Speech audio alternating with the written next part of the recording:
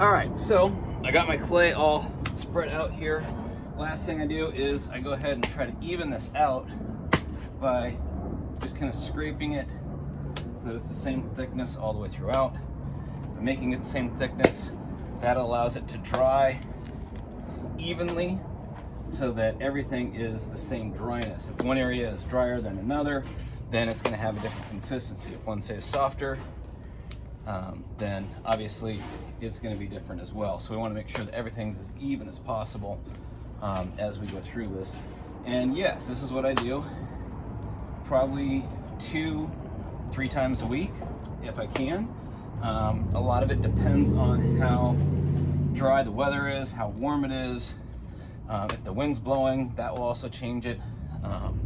So just kind of depends on how the weather is going will determine how fast I can make things dry out and recycle clay.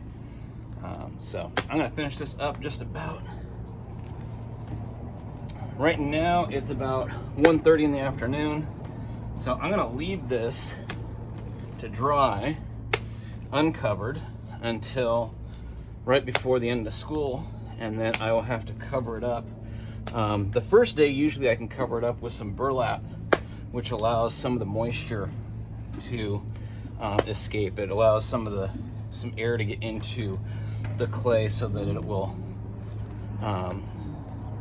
dry out quite a bit faster, but it also protects it from getting wind dried. In other words, areas that are